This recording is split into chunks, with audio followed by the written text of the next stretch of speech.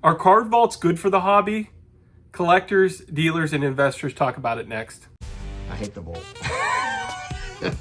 And I know a lot of vintage collectors are going to completely disagree with that perspective. We could store it in the vault, transfer ownership to them after they pay us digitally, and once again, easy peasy.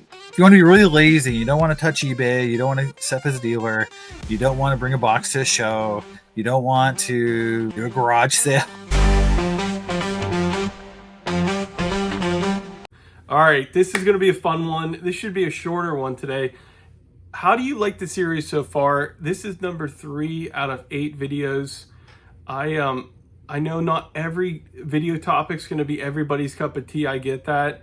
But if you're really liking the series, the best thing you can do, you can go to the info down below and make sure you're subscribed to all 4 of these guys. That's the biggest thing you can do if you are liking this series, because these 4 guys are all great guys for the hobby. They have great YouTube channels. I just think that's how we can recognize them. So I think 50% of the people that watch YouTube videos aren't subscribers at all. So please, don't worry about my channel. Check out their channel. But to get to the topic, card vaults. I'll never forget, the first time I heard about card vaults, I was so confused. I was like, what? I have to give you my card and it's in another state? And why do I want to do that? It took me a while to get my mind wrapped around the point of the card vault. And I still have some questions and concerns to this day about if they're good for the hobby or not good for the hobby.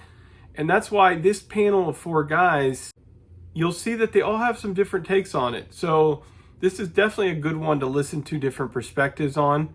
Let me tell you a quick story that to me is why card vaults confuse me so much. I grew up in the 90s. My favorite show was Teenage Mutant Ninja Turtles. And for my birthday, I got the Donatello turtle that the back opens up and you could put all the weapons in his shell. It was amazing. Okay? And what does this have to do with card vaults, right? Well, okay. When I get a card in the mail, it gives me that childhood experience of getting a toy and just wanting to open that package up and look at that card, right? This is a package from Oregon. I ordered a card from Fanatics recently, and this card sat in the vault for, I watched it for over a year, I think. And the guy finally came down on the price. But going back, cards to me have that childhood feeling sometimes when you open it and you look at it. And then every once in a while I'll go back into my case and I'll pull out all my cards, and it's like you kind of get that experience back again. Some of the cards that I haven't seen in like 6 months. And could you imagine it's a 10-year-old's birthday and he opens up an envelope and it says, "We bought you a Ninja Turtle toy, but we're going to hold it in Oregon because it's so valuable. You're never going to get to hold it. You're not going to get to see it, but we didn't get taxed on that. And they're going to keep it safe for you." Maybe childhood toys and cards aren't the same thing and can't be compared. But once again, the panel did a great job answering these questions. The question I asked this week, plain and simple, are card vaults good for the hobby? Let's get to it now. The collecting hobby, no. I hate when I'm on eBay, I buy a nice card, and it asks me, do I want to vault it? The vault, to me, only serves one purpose, and it's not the world I live in. It's for the flippers, the investors. It's a way to not pay taxes. It's a way, I mean, you can own the card and never see it or hold it in your hands. When I buy a card, I get upset that they had to, if I buy the card from New York, it goes to Cali, and then from Cali to me back in Florida. There's too much traveling, too many hands, too many things could go wrong, because that's my mindset. I'm in the collecting world. I want my card. That vault, you know, is appealing to people who sell because you don't pay the taxes on it. You don't risk it in shipping because it goes straight to a vault. It only serves one purpose. So for the hobby, I don't think it's all that great because it's for the hobby's for the collectors. It's always been for the collectors for me. The vault only serves one purpose: flippers, investors, and that's it. Because, like I said, when I buy a card, I want it in my hands. When the flippers, sellers, investors get that card, they could care less if they see the card. They just want the ownership and what type of hold. Is it a long-term hold? Is it a short hold? So it's perfect for them. There's no risk in shipping it. They don't have to insure it. They don't have to pay taxes on it. And that's it. I hate the vault.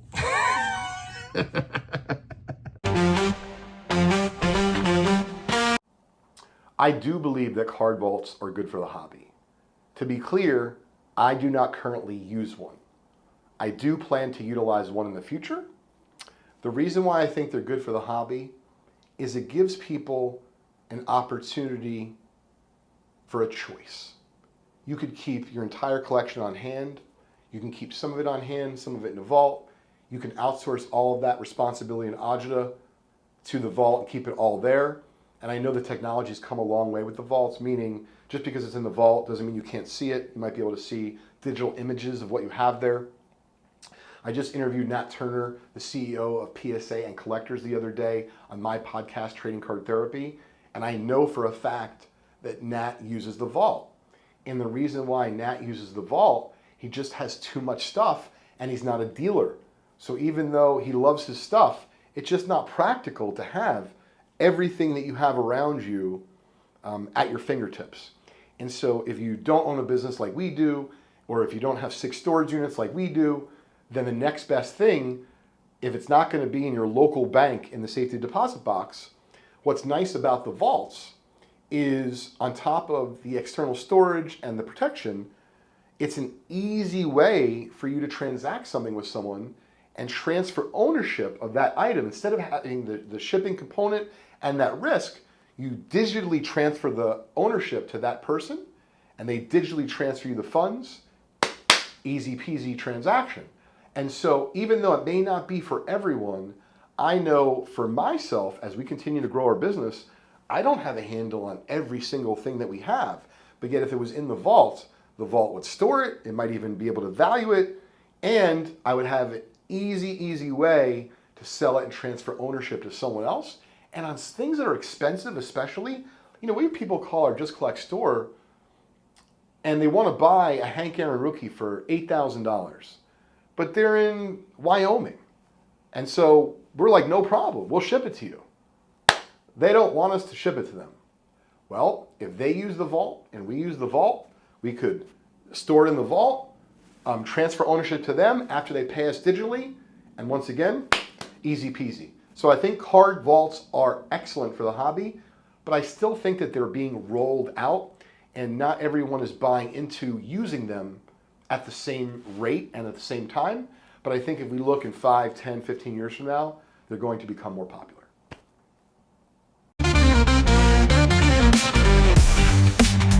I think it's a net plus for the hobby, and I know a lot of vintage collectors are going to completely disagree with that perspective, but let me explain why. So for a few reasons. Number one, I live in Florida, and we have something that's called a hurricane that typically has anywhere from like 2 to 4 hurricanes hit the state every single year. Now, it's not necessarily in the same spot, right? Some hurricanes could hit Miami, some could hit cities towards the Panhandle, some hit Central Florida, you know, Tampa, Orlando. The fact of the matter is there's some sort of disaster that heads through the state every single year. Other states, right, have issues as well. If you look at California, they have earthquakes, right? Colorado may have fires. You have Tornado Alley. You have Tennessee that's been impacted by a lot of tornadoes. Same with some of the other southern states have been getting hit by tornadoes. So, you know, you have the perspective of, do you want to keep your cards at home or a local bank, or do you want to send it to a card vault? And Obviously, card vaults are not fully immune, right? There could be some disasters on that side of things. But that's something you have to weigh out, right? Like, is it worth it or not? Personally, I am going to be using a card vault in the future, moving stuff from the bank into the card vault, just because hurricanes are kind of unpredictable. There's guaranteed to be some hurricanes every year in Florida. On top of that, there's tornadoes and there can be some bad storms. So I think it'd be smart in that element to have it in a card vault. Now, what I would recommend is you go with a reputable company. You don't start up with a startup company that says, hey, we'll vault your cards. That sounds kind of sketchy to me, right? Go with something that's reputable out there. There's a few reputable companies that do have card vaults, right? But regardless, I think it's a net pro for the hobby. I know people don't like him, but I think from the perspective of just like storing some of the cards that you don't want to sell, I think it's worth it on that side of things. I kind of talked about this a little earlier. Again, if you want to turn cards into stocks and bonds, the card vault is sort of like your a way to do it. It's your brokerage house. It's your people who are doing the transactions for you, right? So it's I call it like, if you want to be really lazy, you don't want to touch eBay, you don't want to set up as a dealer, you don't want to bring a box to a show, you don't want to, do a garage sale or whatever other means there is to sell cards, then going to the vault, having cards, in vaults, allowing yourself to throw it on golden auctions or run it through eBay by having them do all the, they're holding the card, they're auctioning it for you. You can trade through them. They'll buy it off you directly, which I've heard PSA is doing some really terrible offers right now. And I think that might be with Fanatics coming in with their, with all the deals they're making, there is going to be a point when you're going to break a box on Fanatics. You're going to get those cards in your vault. You're going to have those automatically submitted to PSA, which is happening on eBay right now. They go into your vault. You can then trade them, sell them, buy them. And that's the world that this whole thing's been running to. This is where the vision for a lot of these companies have been for a lot of years. And again, they're going to run into those collectors that want to display, have, hold, smell, taste, whatever you're going to do with cards. And there's going to always be this percentage that's never going to do that. So I don't think they can count on a majority of the hobby right now. I think it could grow, but think about how much transactional fees and time you're putting into all that, how long it takes to get things done. Whereas you could do it yourself. You could take cards to shows yourself. You could sell them directly to other collectors yourself. There's trade nights where you want to have physical copies of cards sometimes to be able to sell and trade versus doing things through vaults. Could be something for trade nights in the future. All that's, going to be this kind of mishmash of the future. But I do think that all it takes is one card vault to go bankrupt, and where people get their cards hung up in some sort of like litigation, some issue like that, and then this whole thing would blow up or no one trusts card vaults anymore. So again, I would just urge caution to read the fine print, understand what happens if someone goes out of business, someone gets sued, what happens to your cards. Just read the fine print.